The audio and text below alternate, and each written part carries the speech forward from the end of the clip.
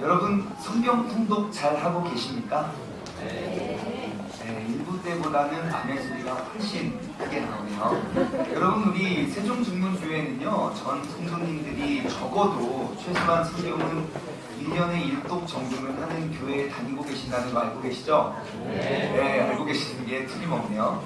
여러분 아직도 혹시 내가 성경 통독에 동참하지 않고 참여하고 계시지 않는 분이 계신다면 여러분 말씀해 주세요. 저한테 말씀해 주셔도 되고 각 마을장님들에게 말씀해 주시면 여러분 혼자 하기는 너무너무 힘든 성경 통독을 우리가 같이 도와드리도록 하겠습니다. 지금까지 우리가 신앙생활 하면서 얼마나 많이 성경 통독, 그 성경 완독을 시도했는지 모릅니다. 여러분들 근데 완독을 시도했을 때의 마음과 그 의지는 온데간데 없고 성경 완독을 마치기는 정말 힘들다는 거죠. 근데 왜 이렇게 사람들이 연초가 되면 이렇게 새해가 되면 올해는 꼭 내가 성경 통독을 해봐야지 그 결심과 결의가 왜 이렇게 실패로 돌아가는가 제가 나름대로 이렇게 분석을 해보았는데요. 이유 가운데 한 가지는 레위기서를 넘기지 못해서가 아닐까 싶습니다. 그쵸? 그래서 그런지 몰라도 창세기 출애굽기, 그러니까 성경을 좀 보시었다는 신앙인들을 보면요 창세기 출애굽기는 굉장히 지저분하고 막 더러워요. 밑줄도 치고 자주 본 손때가 많이 묻어있어요. 근데 레위기부터는 새 책입니다. 그러다가 또 어디에서 또 손자국이 나면 마태복음, 마가복음까지도 그런데 누가복음 똑같은 이야기 세 번째 보면 별로 안 읽거든요. 거기서 또 포기를 한다는 것이죠. 창세기 보면요 너무 재밌습니다. 천지창조 이야기부터 시작해서 노아의 홍수 이야기, 바벨탑 사건, 아브라함, 이삭, 야곱, 그리고 요셉 이야기, 막 요셉이 그 강간 미수로 또 감옥에 가고 막 갑자기 나이 서른에 총리 대신되고 엄청나게 재밌는 이야기가 많습니다. 그 창세기 50장에 딱 뒤를 이어서 출애굽기가 시작됩니다. 출애굽기 역시 굉장히 재밌습니다. 모세의 출생 이야기 기가 막히지 않습니까? 아들을 낳을 때 아들을 다 죽이래요. 그럼 다른 아들들은 다 그냥 강가에 집어 던졌는데 이 아이는 죽일 수가 없어서 몰래 숨겨 지내라. 울음소리가 점점 커지니까 그 상자에 담아서 그 아이를 강 위에 띄우잖아요. 하필 그때 누가 그 목욕을 그 물가에서 목욕을 하고 있습니까? 그 공주님이 또 하필 그때 하고 그 모셰라는 이름의 뜻이 물에서 건져내라라는 뜻이에요. 그래서 그 모세의 이야기부터 시작해서 모세가 또 사람 쳐 죽여서 40년간 도망간 이야기, 그리고 거기서 다시 돌아왔을 때 지팡이 하나 들고 막 열 재앙이 내리는 이야기, 그리고 또 홍해를 가르고 그 사람들이 200만 명을 구출한 이야기, 구름기둥과 불기둥, 만나와 메추라기로 막 그들을 200만 명을 맨날 먹이시는 놀라운 이야기들이 굉장히 많은 게 출애굽기 16장인데요. 출애굽기 17장부터 내가 아는 내용 뭐 있습니까? 문제는 지금 거기서 시작됩니다. 출애굽기는 총 40장까지 있는데요. 그 만나와 메추라기 내린 다음부터 아는 게 별로 없어요. 굳이 하나 뽑아내면 여러분 유명한 출애굽기 20장은 어떤 장이죠? 십계명장입니다. 십계명장. 십계명 전문이 기록되어 있는 유일한 딱 두 권의 두 장이책이 있는데 출애굽기 20장, 신명기 5장. 그 십계명도 우리가 왜 모르냐? 일단 잘 안 지켜요. 나와는 나의 삶과는 전혀 상관이 없기 때문에 우리는 그냥 그 10가지 순서도 잘 모르는 신앙생활을 하고 있지 않나 싶습니다. 그러다가 간신히 출애굽기는 나의 의지로 넘겼는데 도저히 나의 의지로 넘길 수 없는 게 레위기라는 거예요. 너무 어려워요. 그래서 성경을 좀 읽다가 다 거기쯤 되면 이제 다 맨날 뭐라고 해가지고 재미도 하나도 없고 내용도 모르겠고 레위기를 많이 읽지 않아도 많이 읽어도 우리는 내용을 잘 알지 못합니다. 여러분 레위기는 총 27장까지 되어 있는 책인데요. 혹시 여러분 레위기 안에 어떠한 내용들이 기록되어 있는지 아십니까? 아시는 대로 한번 말씀해 주세요. 제사 지내는 거, 또 그렇죠? 네, 레위기 1장부터 5장까지 보면 구약의 제사의 모습이 기록되어 있어요. 뭐 번제, 소제, 화목제, 속건제, 속죄제 너희는 이렇게 거룩하게 하나님께 예배를 드려라 라는 이야기가 기록된 다음부터 기억에 남는 이야기가 없습니다. 왜 그럼 레위기가 재미가 없을까요? 우리가 두 가지를 생각해 볼 수 있는데 레위기 내용 자체가 재미없는 것일까요? 아니면 내가 기록된 내용을 기록된 내용에 대해서 재미를 느끼지 못해서일까요? 자, 전자는 내용 자체가 재미가 없다. 후자는 내가 재미를 느끼지 못해서이다. 전자입니까? 후자입니까? 저는 개인적으로 후자라고 생각합니다. 왜냐하면 제가 어렸을 때에 저희 아버지는 항상 TV를 켜시면 항상 보는 프로그램이 딱 하나 있었습니다. 뉴스요. 당시 제가 이제 그 당시 어렸을 저는 모든 TV 프로그램을 통틀어서 가장 재미없는 거 1위가 뉴스였는데 무슨 아침 뉴스는 1부 굿모닝 아침 1부 끝났어요. 굿모닝 아침 2부 끝났어요. 굿모닝 아침 3부 뉴스를 몇 시간을 합니까? 그리고 조금 세월이 더 지나니까 하루 종일 24시간 뉴스만 하는 채널이 또 생겼어요. 야, 이건 도대체 뭐 사람에게 고민을 주는 건가? 남자고 여자 둘이 딱 앉아가지고 맨날 오늘의 뉴스를 말씀드려. 아유, 하나도 재미도 없고 말투도 재미도 없는데 그걸 재밌다고 또 보고 하시는 거예요. 그리고 어느덧 30년의 세월이 흘렀습니다. 제가 어른이 되고 보니까 저는 집에 TV도 없고 TV도 잘 안 보지만 제가 유일하게 보는 TV 프로그램이 뭔지 아십니까? 뉴스입니다. 여러분, 그렇게 재미없던 프로가 가장 재밌어진 이유가 뭘까요? 30년 전의 뉴스거리보다 30년이 지난 요즘의 뉴스거리가 훨씬 많아서일까요? 아니면 저의 관심사가 바뀌어서 그럴까요? 예. 만화를 보면서 재미를 느끼던 사람이 이제는 세상 돌아가는 흐름에 재미를 느끼는 사람으로 저의 관심사가 바뀌게 됐다는 것이죠. 여러분, 레위기가 재미없는 이유는요, 모세가 창세기를 재밌게 기록하고 출애굽기도 아주 재밌게 기록을 했다가 레위기부터 재미없는 내용을 기록한 게 아닙니다. 우리의 관심사가 레위기에서 이야기하는 관심사와 전혀 다르기 때문입니다. 아마 똑같은 레위기의 말씀을 모든 하나님의 율례와 법도를 잘 따르는 유대인들에게 주어진다면 그 사람들은 목숨처럼 지키고 지금도 모세 오경을 통째로 암송하고 삽니다. 우리가 그렇게 읽기조차 어렵고 지루해하는 그런 모세 오경이요. 여러분, 그러면 레위기라는 책은 어떠한 책일까요? 레위기는요, 거룩의 책이라고 말해도 과언이 아닙니다.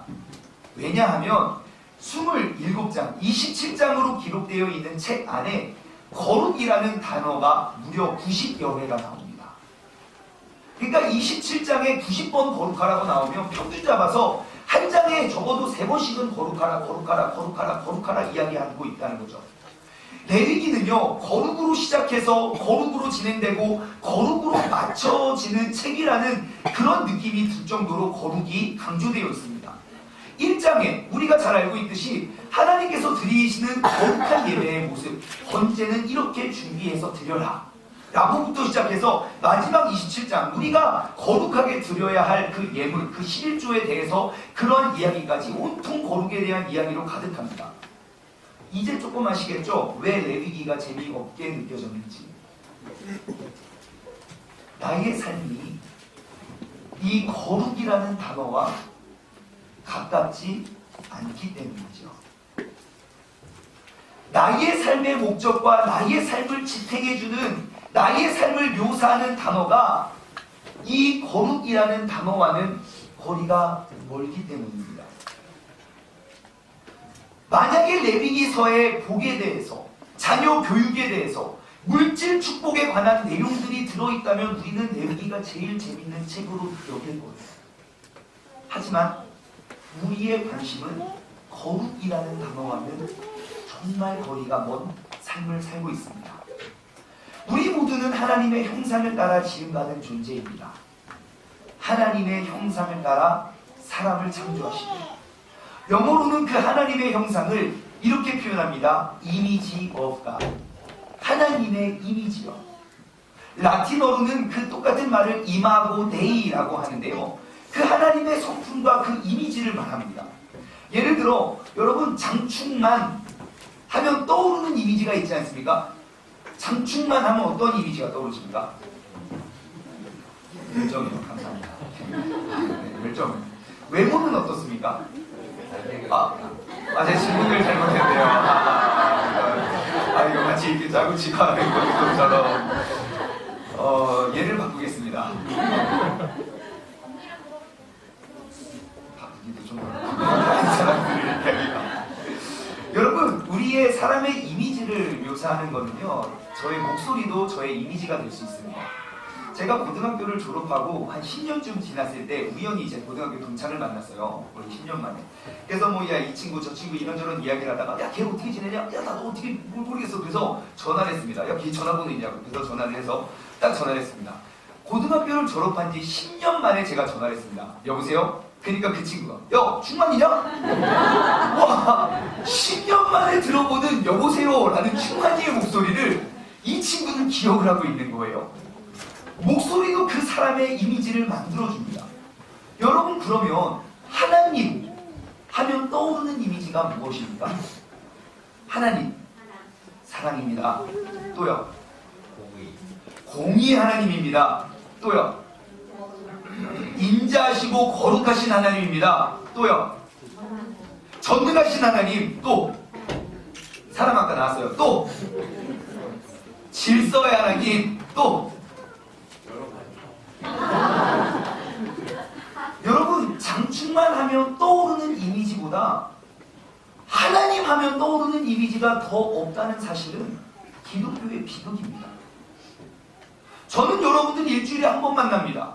물론 새벽 예배 오신 분들은 일주일에 7번씩 만나는 분들이 계시지만 여러분들 일주일에 한 번 만나는 저를 떠올렸을 때 그 사람은 이런 사람이고 저런 사람이고 이러한 모습이고 저러한 모습이야. 여러분 마음속에 떠오르는 이미지보다 내가 맨날 일거수일투족 나의 모든 것을 알고 계시고 나의 모든 것들을 도와주고 지켜주시는 우리의 아버지 되시는 하나님 아버지의 이미지가 사랑, 공의, 자비 몇 가지밖에 떠오르지 않는다면 우리는 신앙생활 잘못하고 있는 게 틀림없습니다.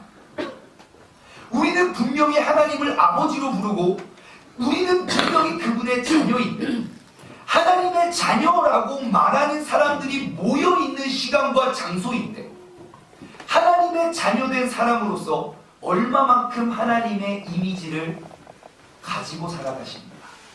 여러분 주변을 한번 둘러보십시오. 우리 하나님의 자녀들 속에 보여지는 하나님의 이미지들이 어떤지. 자식은요 그 부모를 닮게 되어 있습니다.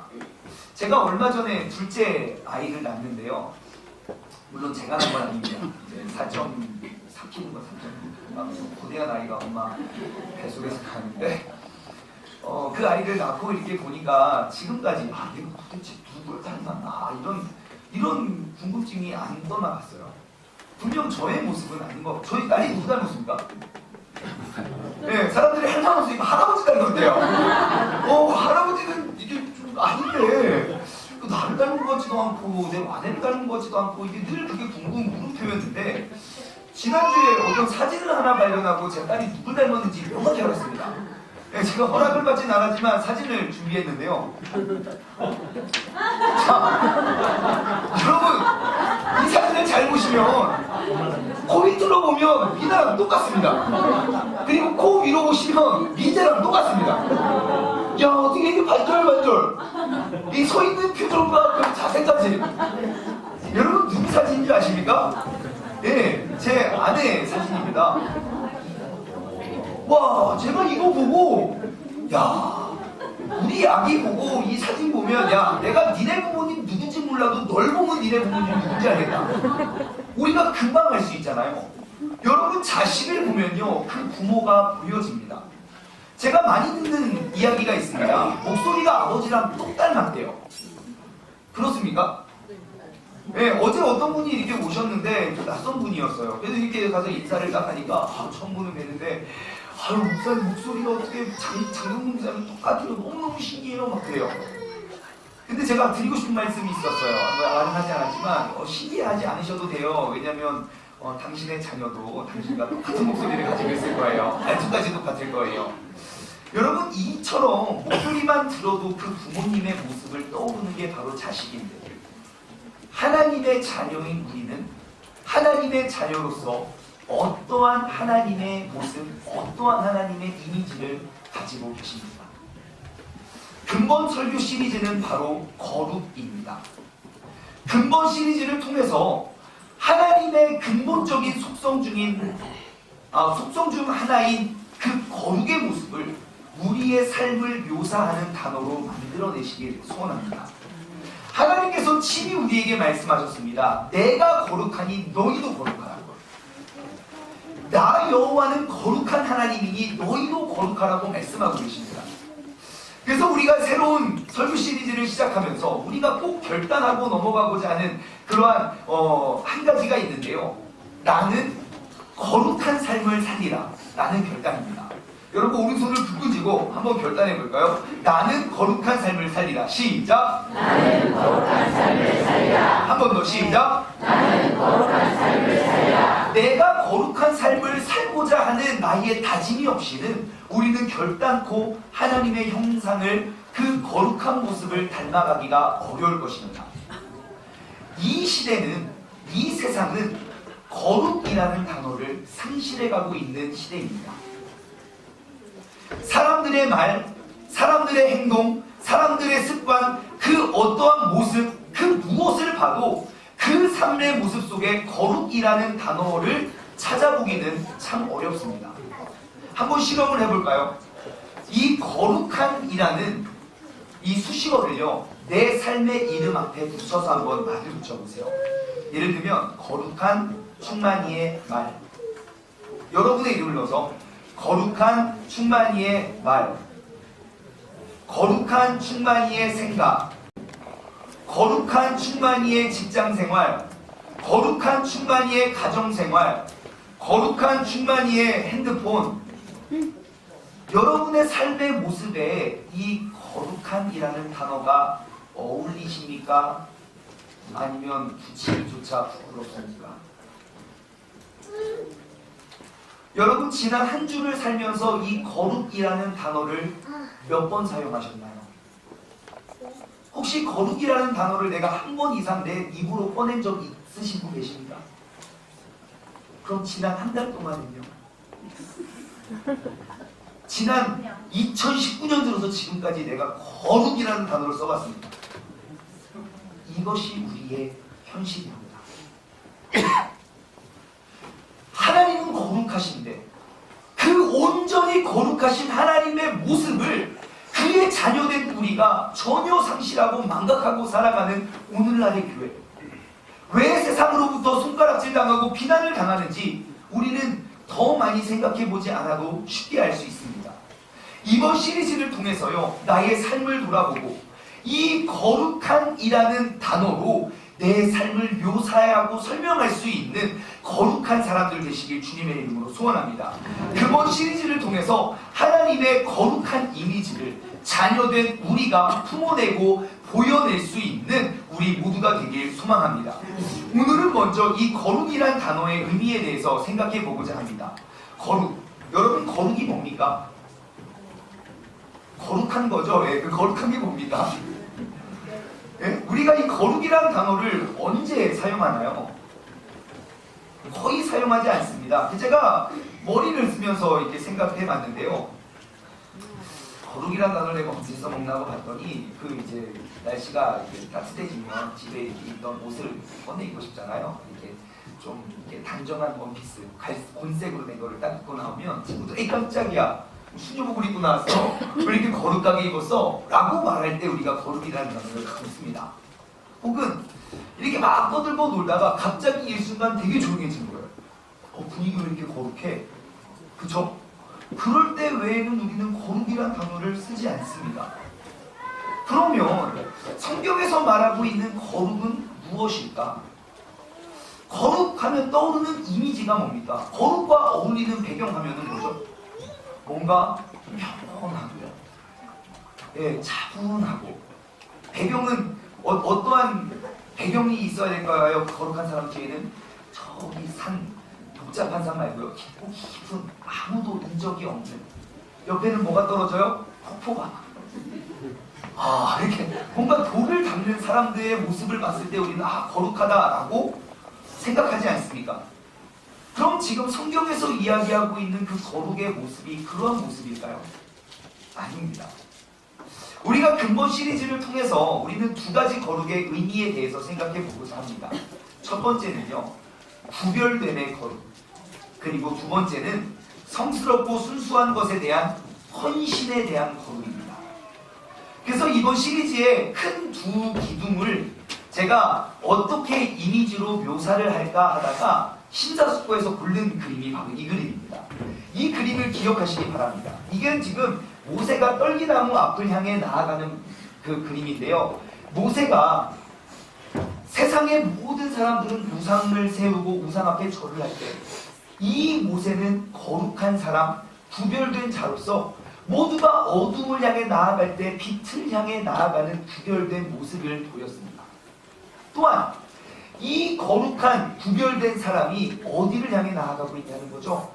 하나님의 영광을 위한 나의 노력과 헌신. 우리가 이 그림을 생각하면서 근본 시리즈의 말씀을 우리의 삶으로 그려내길 소망합니다. 첫 번째, 거룩은요, 구별됨, 분리됨, 잘라냄을 의미합니다. 성경에서 기록되어 있는 그 거룩이라는 단어는 히브리어 단어로 코데시라는 단어입니다. 코데시의 의미는요, 잘라냄, 분리함, 그러한 의미를 가지고 있는 말로 더러움과 분리된 상태를 이야기합니다.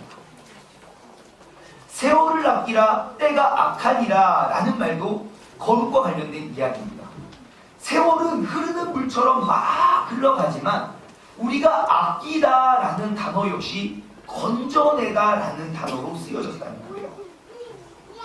다시 말해 흐르는 세월을 따라가서 우리가 살아가야 하는 삶이 아니라 흐르는 세월 속에 우리가 하나님께 가지고 올라갈 것들을 아끼고 구별해 가며 살아가는 삶이 바로 믿음의 사람이라는 것이죠.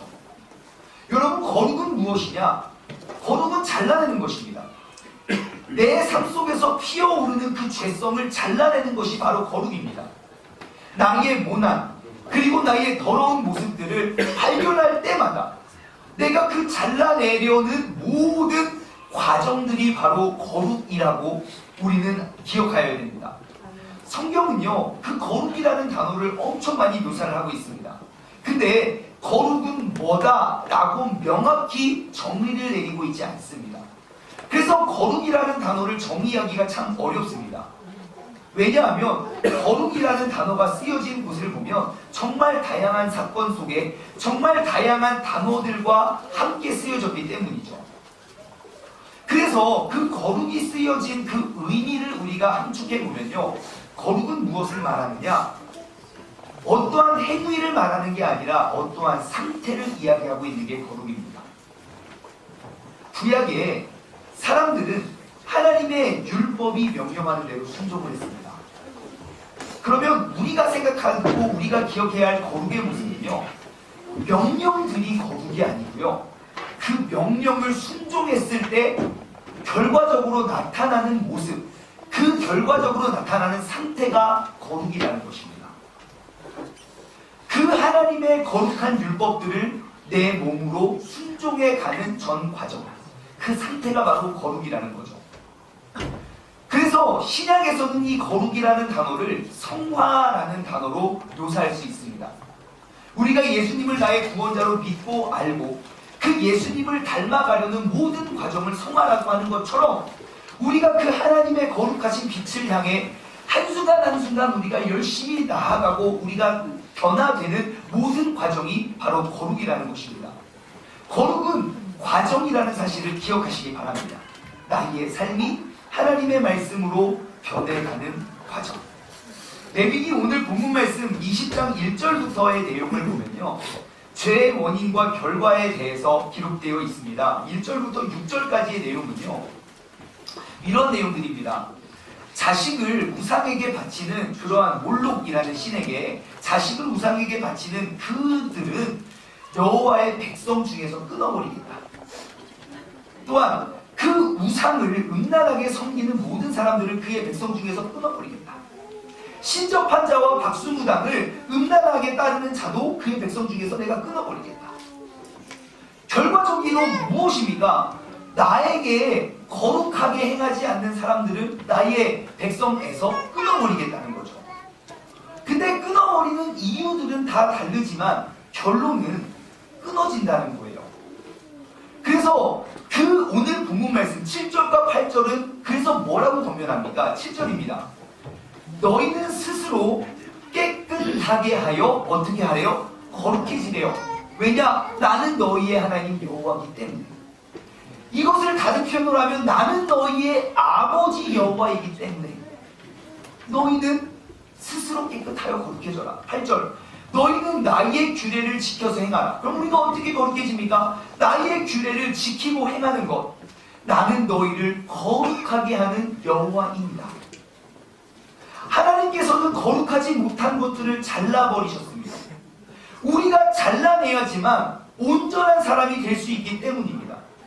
마치 풍성한 열매를, 아름다운 열매를 풍성히 맺기 위해선 반드시 필요한 건 가지치기가 필요한 것처럼 내 삶에 부정하고 그릇된 그런 죄악의 그런 가지들을 우리가 잘라내지 않고서는 우리는 하나님의 거룩하신 하나님의 자녀로서 이 땅을 살아가기가 어렵다는 것입니다.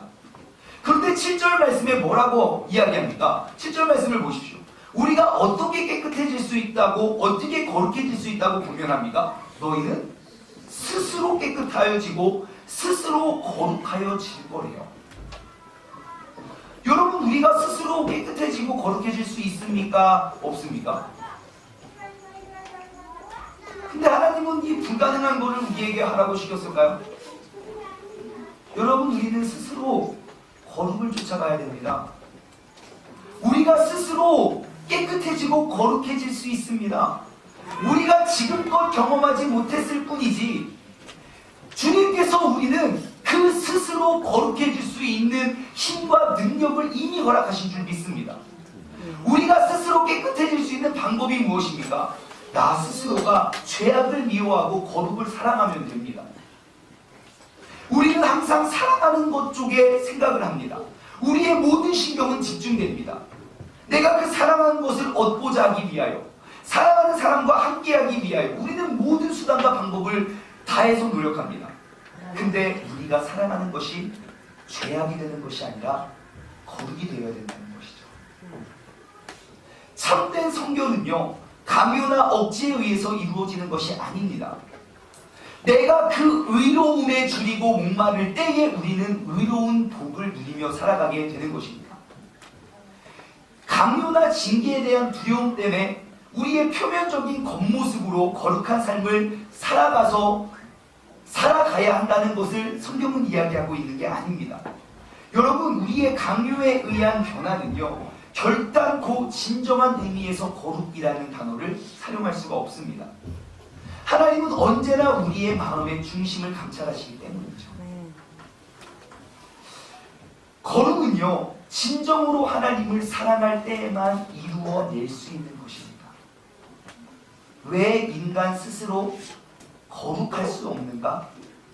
내가 그만큼 하나님을 사랑하지 못하기 때문입니다. 하나님께 온전히 올려드리는 거룩한 삶, 거룩한 인생은 나 스스로가 가꾸어 가야 합니다. 그래서 이번 시리즈를 통해서 여러분, 이 거룩한이라는 단어가 내 삶을 설명하고 묘사하는데 조금도 부끄럽지 않는 이러한 수식어가 내 삶의 모습 가운데 비추어질 수 있는 그런 거룩한 성도가 되시길 바랍니다.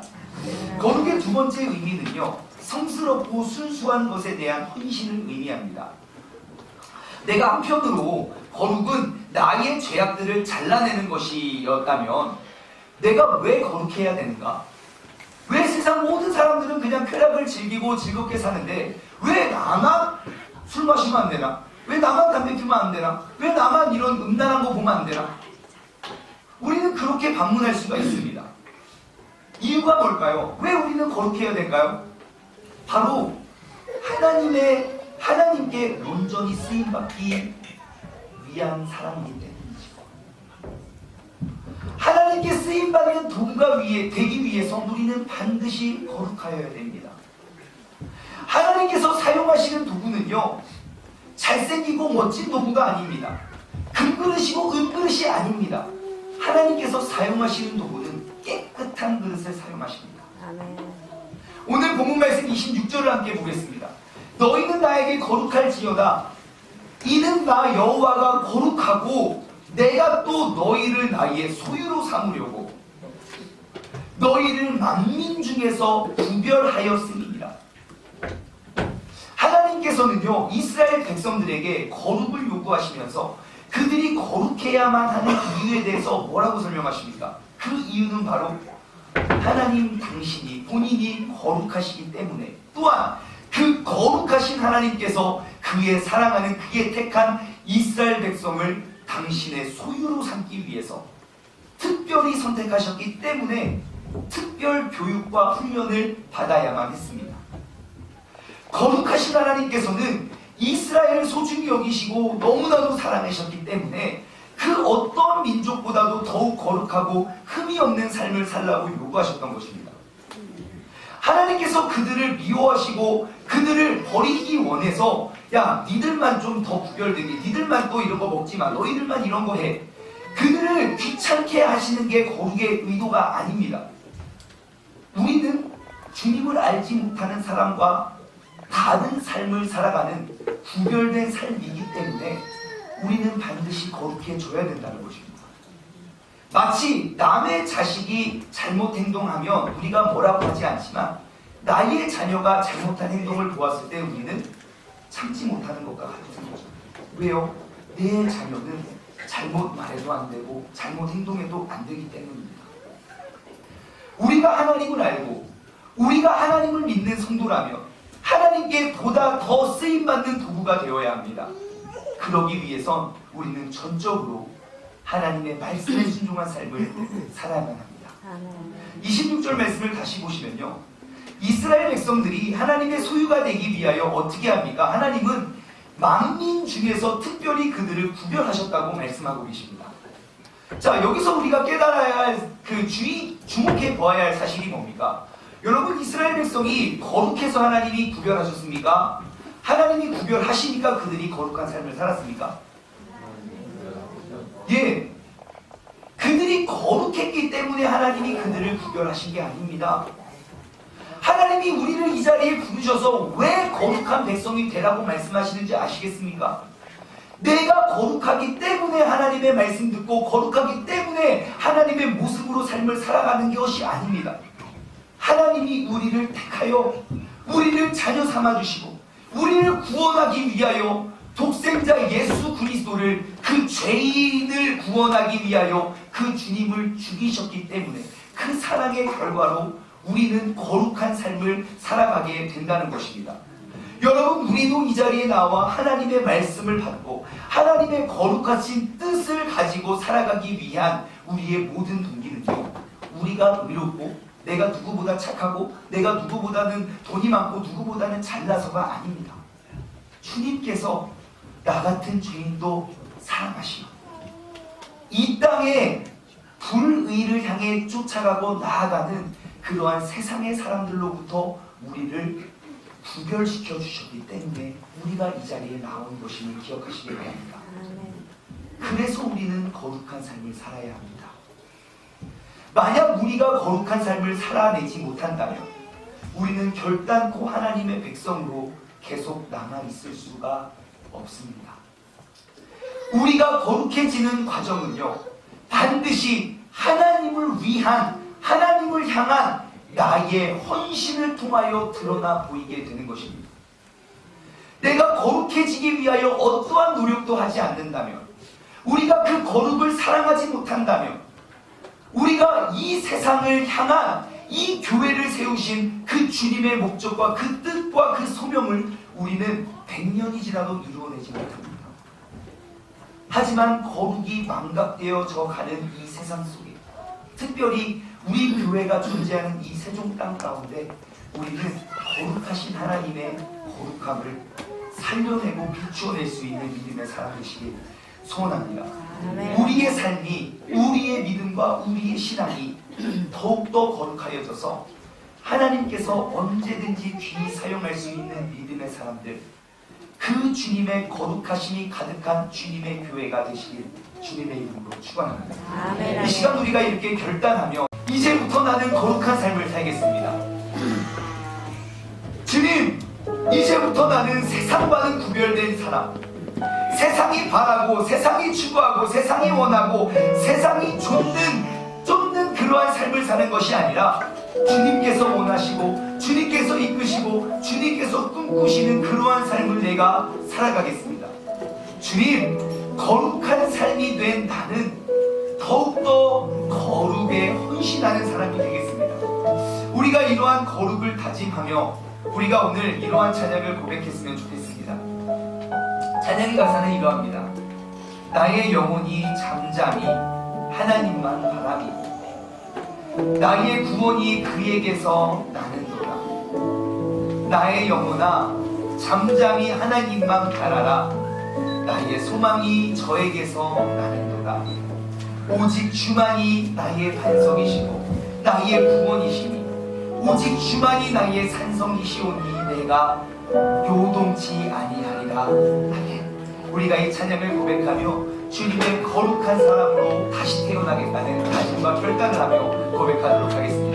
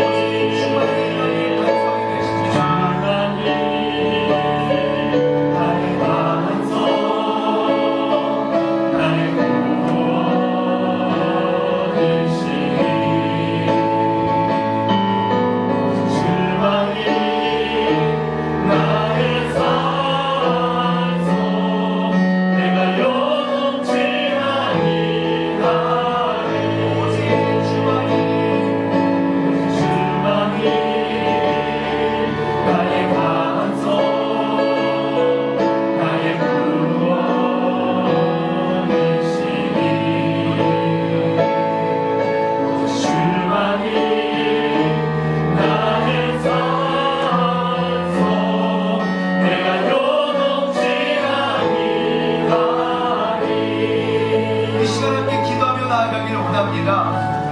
나는 과연 거룩을 사랑하는 자인가, 죄악을 사랑하는 자인가? 나의 중심을, 내가 내 영혼이 잠잠히 하나님을 바라고 있는가, 쾌락을, 돈을, 명예를, 그러한 것들을 바라고 있는가?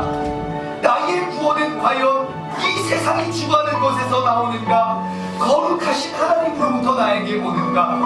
이 시간 나의 영혼이 잠잠히 하나님만 바라보고 나의 영혼이 즐거이 여호와를 따르겠다 다짐하며 나아가길 소원합니다. 다같이 주님의 이름을 한번 힘차게 부르짖고 우리 새롭게 거룩한 사람이 되겠다는 결단하며 기도하겠습니다. 기도하겠습니다. 주여, 하나님 아버지 감사합니다. 아버지 하나님, 주님께서 우리를 이 시간 이 자리에 부르신 목적은 세상 모든 사람들이 원하는 그런 복을 받는 방법, 세상 모든 사람들이 추구하는 세상의 쾌락을 누릴 수 있는 방법을 우리에게 가르쳐주기 위하여 우리를 보내고 부르신 게 아님을 고백합니다. 아버지 하나님, 주님께서 우리를 이 땅 가운데 부르신 이 자리 가운데 예배드리게 하신 주님의 이유와 목적은 아버지 하나님, 우리가 세상 속에서 구별되어 아버지 이 어둠이 가득한 이 세상 속에 이 세상의 빛과 소금의 역할을 감당하기 위해 이 세상 속에 빛이 되어 무너지고 사라졌던 거룩의 모습이 회복되어질 수 있는 아버지 거룩한 백성을 부르신 줄 우리가 기억하며 다짐하며 나아가게 하시네 감사를 드립니다. 아버지 하나님, 우리가 더욱더 주님의 거룩한 백성이 되게 원합니다.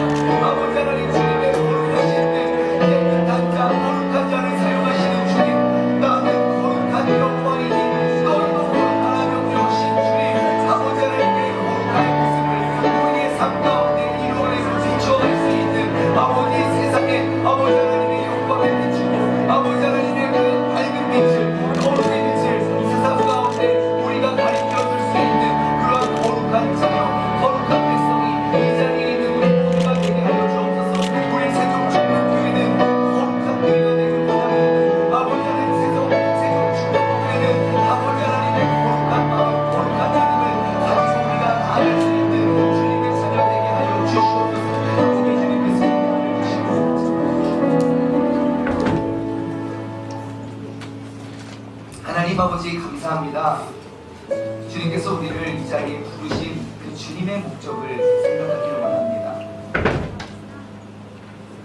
하나님께서 수많은 크리스찬들을 수많은 교회로 부르신 하나님의 목적은 세상 모든 사람들이 추구하고 세상 모든 사람들이 원하고 세상 모든 사람들이 복이라 말하는 것들을 더욱더 풍족히 누리기 위한 목적으로 우리를 부르신 게 아님을 우리는 압니다.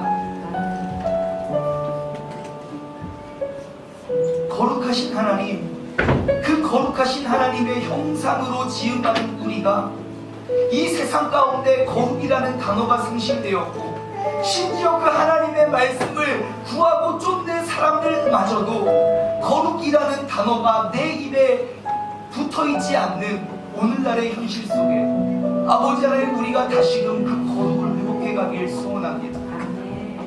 거룩이라는 단어가 나의 삶을 묘사하고 나의 삶을 비추어내고 나의 삶을 설명할 수 있는 친근한 단어가 될 수 있는 거룩한 사람이 되게 하여 주옵소서.